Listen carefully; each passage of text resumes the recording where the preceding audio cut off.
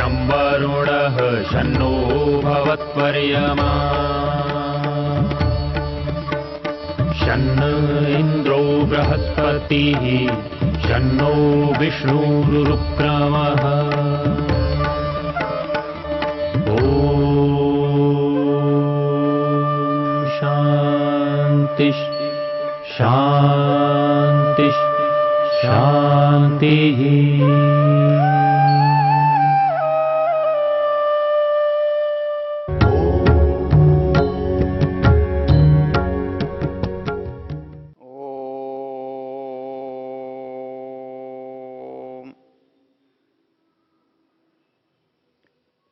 वेद चर्चा का प्रसंग चल रहा है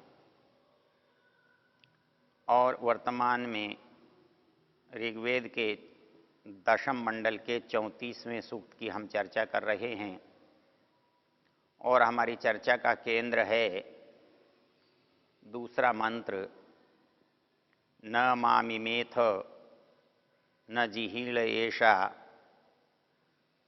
शिवा सखिभ्य उत मह्यमासीत् अक्षस्याहम एक परस्य हेतु अनुव्रतामपजायामरोधम। इसमें मत चर्चा करते हुए हमने देखा था, जुवारी ये कह रहा है कि जो परिवार की हमारी मुखिया है, गृहिणी है, वो मेरा नियमित आदर करने वाली थी, मुझे कभी दुख पहुंचाने का उसके मन में भाव भी नहीं था। वो मुझे ही नहीं, मेरे मित्रों को, मेरे संबंधियों का भी वो बहुत अच्छा आदर करती थी, उनका भी भला चाहती थी। लेकिन मैंने एक अपराध के कारण से, एक अपनी गलती के कारण से उसे अपना अविरोधी बना लिया। वो उसकी अच्छाई की चर्चा करते हुए यहाँ एक शब्द प्रयोग कर रहा है, अनुव्रताम अपजायाम अरोधम। कहता है मेरी जाया कैसी थी, जो अनुव्रता थी, अर्थात मेरे जो व्रत हैं, मेरे जो नियम हैं, उनका अनुगमन करने वाली थी। मेरे विचारों के पीछे जो चलती थी, मेरे विचारों को जो स्वीकार करती थी। ये अनुव्रत शब्द जो है बड़ा गहरा है। ये हमने पीछे देखा है, इसकी चर्चा जब सौमनस्य सूक्त में एक मंत्र आया था, अनुव्रतः पितुः पुत्रो मात्रा भवतु सम्मना। मतलब हम अपनी संतान से अपने माता पिता के अनुकूलता चाहते हैं, अर्थात जो माता पिता के संकल्प हैं, उद्देश्य हैं, नियम हैं, व्यवस्थाएं हैं, हमारे बच्चे भी उनको स्वीकार करें, उनका सम्मान करें। उनका ये मानना जो है ये अनुव्रति होना है, व्रतों को स्वीकार करना है। यद्यपि व्रत शब्द हमारे समाज में बहुत सीमित और असंगत अर्थ को देता है। जो व्रत करने वाले होते हैं उनको एक ही चीज पता है, नहीं खाने को व्रत कहते हैं। उन्होंने कोई चीज नहीं खानी है, इसका जो चुनाव कर लिया वो उनका व्रत है। कोई कहता है कि मैंने गंगा जी में जाके टमाटर छोड़ दिया, कोई कहता है कि मैंने मूंग की मसूर की दाल छोड़ दी, कोई कहता है कि मैंने फला सब्जी छोड़ दी। ये जो छोड़ दिया ये मेरा व्रत हो गया। वास्तव में यदि देखा जाए तो ये उसका छोटा सा अंश है। व्रतों का जो मूल उद्देश्य है वो है जीवन में विचारों को, व्यवहारों को चुनना और चुन करके उनमें से अपने के लिए अच्छा समझ के स्वीकार करना। ये व्रत दोनों तरह के हो सकते हैं, सकारात्मक भी और नकारात्मक भी। अर्थात मैं सच बोलूंगा ये भी हो सकता है, मैं झूठ नहीं बोलूंगा ये भी हो सकता है। तो इसलिए जो व्रत है वो उसका मूल जो भाव है, उद्देश्य है, वो मेरी उन्नति और मेरी प्रसन्नता होना चाहिए, वो मेरे लाभ के लिए किया जाना चाहिए। इस बात को समझने के लिए एक मंत्र पर्याप्त है। जो व्रत का आचरण करने वाला होता है, व्रत का धारण करने वाला होता है, वो अपने को व्रती मानकर जो संकल्प लेता है, उसमें 5 मंत्र हैं। उनमें से जो एक मंत्र है उसी की बात उसको 5 बार दोहराया जाता है। एक मंत्र वेद में आता है, अग्ने व्रत पते व्रतम चरिष्यामि तच्छकेयम। यहाँ परमेश्वर से, अग्नि से प्रार्थना की गई है कि हे परमेश्वर, तुम व्रतपति हो, मैं भी व्रतपति बनना चाहता हूं। तत्शकेय, मैं व्रतपति बनने में समर्थ हूं, मैं तुम्हारी तरह से व्रतों का पालन कर सकूं। और ऐसा करने से क्या, इदम अहम अनृतात् सत्यम उपैमि। ऐसा करके जो कम है, जो बुरा है, जो हानिकर है, मैं उससे छूट जाऊंगा, और जो श्रेष्ठ है, सुंदर है, उत्तम है, उसे मैं प्राप्त कर लूंगा। अर्थात व्रत वो संकल्प कहलाता है, वो विचार कहलाता है, वो व्यवहार कहलाता है, वो प्रतिज्ञा कहलाती है जो मनुष्य को बुराई से अच्छाई की ओर ले जाए। जिस विचार को धारण करने से, जिस व्यवस्था को मानने से, जिस नियम का पालन करने से मनुष्य से बुराई तो दूर होती हो और अच्छाई निकट आती हो, अच्छाई का पालन होता हो, तो वो चीज व्रत कहलाती है। मतलब नियम का पालन करना ये व्रत है। किसी चीज को व्यवस्था में रखना ये व्रत है। सत्य का आचरण करना ये व्रत है। असत्य के आचरण से अपने को बचाना ये व्रत है।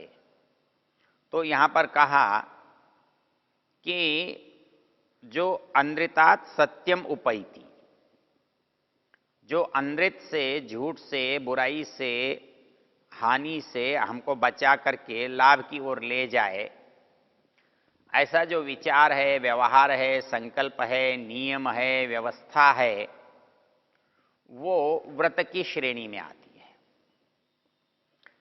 और व्रत से ही आगे की बात, हमारे प्रयोजन की बात सिद्ध होती है। इसलिए विवाह संस्कार में वधू जो है वर के अनुगामिनी होने की बात करती है।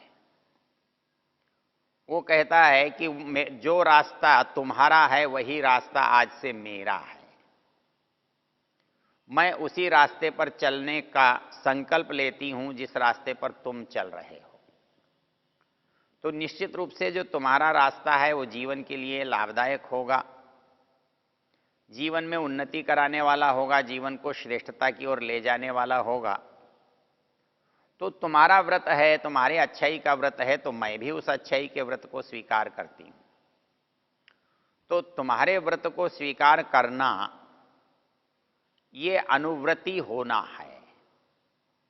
तो हम चाहते हैं कि हमारी संतान अनुव्रती हो, हम चाहते हैं कि हमारी पत्नी हमारी अनुव्रती हो, हम चाहते हैं कि हमारे पीछे चलने वाला हमारा मित्र वर्ग हमारा अनुव्रती हो। तो वो अनुव्रत होने के लिए हमें व्रती होना पड़ता है। यदि मैं व्रत का पालन नहीं करूंगा, व्रत का नियम धारण नहीं करूंगा, व्रत का खंडन करूंगा, तो दूसरा चलने वाला मेरा अनुव्रती कैसे बन पाएगा। तो यहां कहा है कि वो जो जाया है, पत्नी है, वो अनुव्रती थी, लेकिन मैंने ही व्रतों का पालन छोड़ दिया, मैंने ही व्यवस्था नियम को भंग कर दिया। तो ऐसी परिस्थिति में उसका मेरे साथ अनुव्रती बनना कैसे संभव है। तो यहां ये कहता है अनुव्रताम जायाम अपरोधम। मैंने अपनी ऐसी पत्नी को जो मेरे व्रत का पालन करती थी, मेरे नियम व्यवस्थाओं को स्वीकार करती थी, मैंने उसे अपना विरोधी बना दिया, अपने से विमुख कर दिया। यहां एक बात स्मरण कराने योग्य है। विवाह संस्कार में वर वधू के बीच में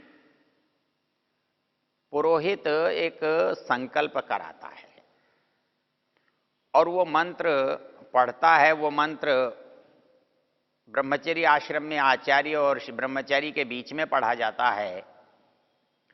वही मंत्र इस विवाह संस्कार में वर और वधू के बीच में पढ़ा जाता है। वर वधू एक दूसरे के हृदय पर हाथ रखकर दोनों इस मंत्र को पढ़ते हैं। मम व्रते ते हृदयम दधामि, मम चित्तम अनुचित्तम ते अस्तु, मम वाचम एक मनाजुषस्व, प्रजापतिस्त्वा नियुनक्तु मह्यम।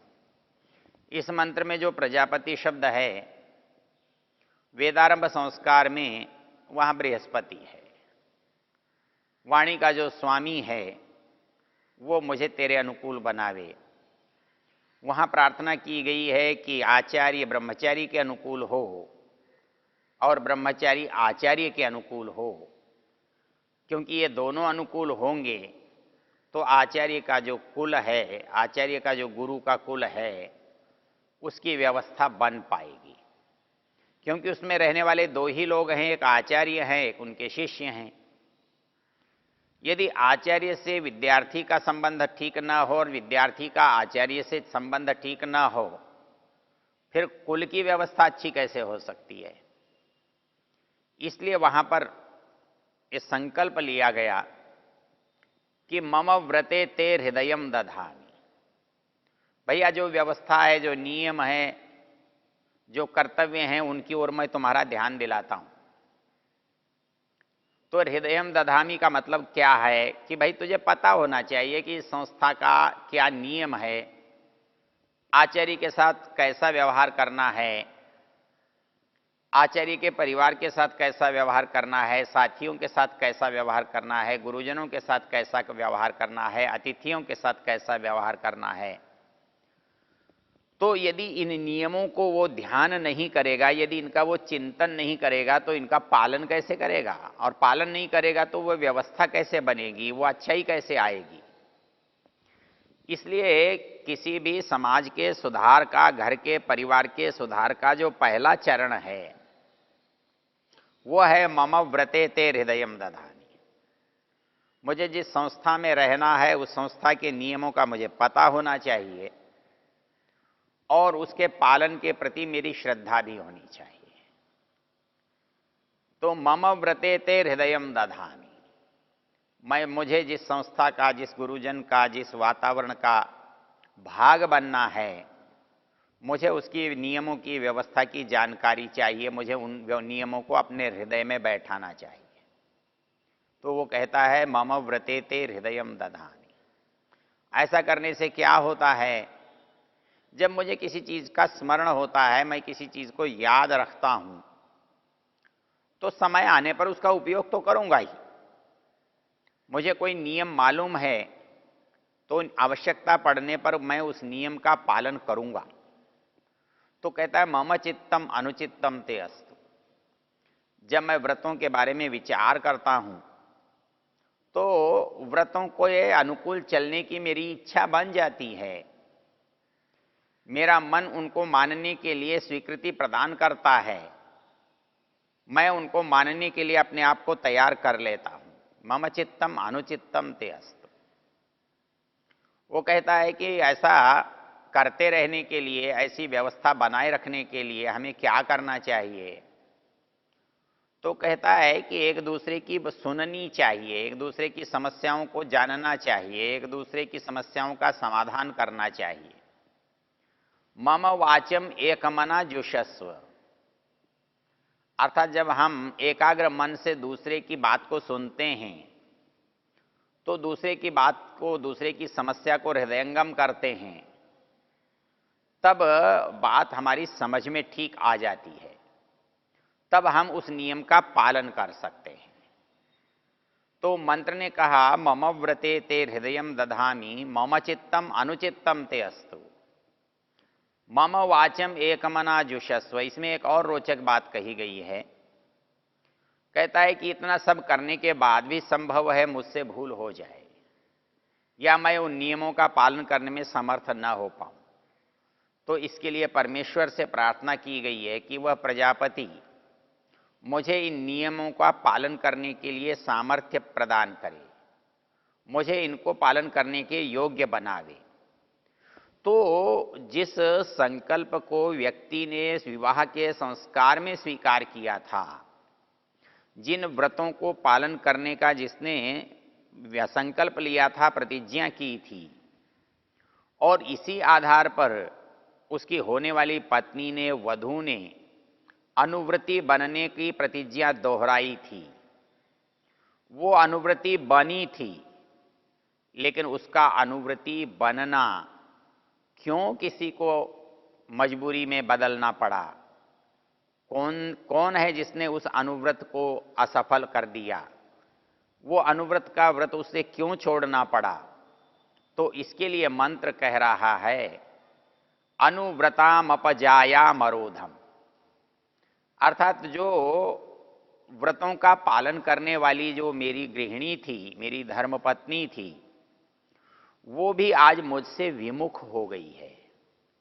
वो मेरा उस आदर नहीं करती है, बल्कि अनादर करती है। वो मेरे मित्रों को मेरे साथ देखना पसंद नहीं करती है। वो मेरे मित्रों को मेरे घर पर आने देने के लिए राजी नहीं है। वो उन मित्रों का सत्कार नहीं करती है जिनका वो पहले सत्कार करती थी। क्यों? क्योंकि इस कार्य के करने से जो सबसे बड़ा अंतर हमारे व्यवहार में आता है कि हम अपने केवल ऐच्छिक लाभ के लिए, जो अभी घटित भी नहीं हुआ है, जो अभी मिलेगा या नहीं मिलेगा उसका पता नहीं है, ऐसे लाभ के लिए वर्तमान का नाश कर देते हैं।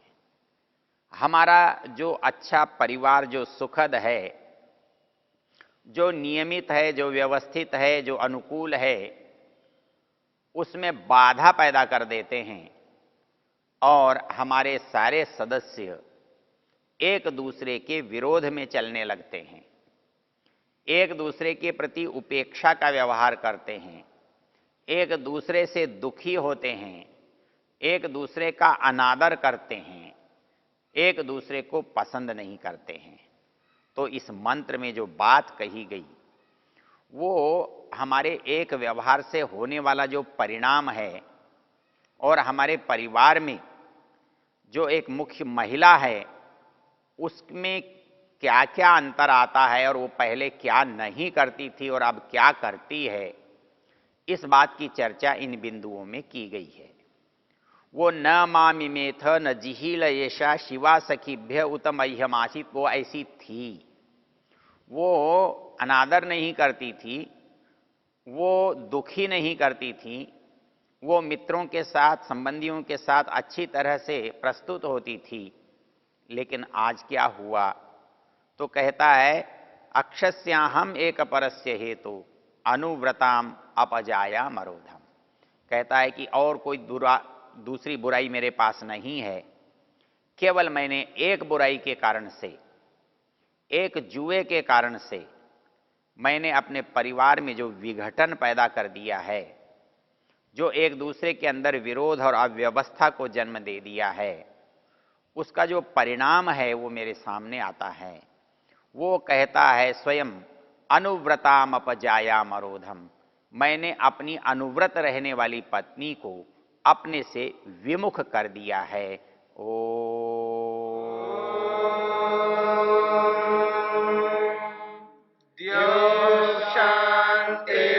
शांतिरंतरिक्षं शांतिर्पृथिवी शांतिरापः शांतिरोषधयः शांतिः वनस्पतयः शांतिर्विश्वे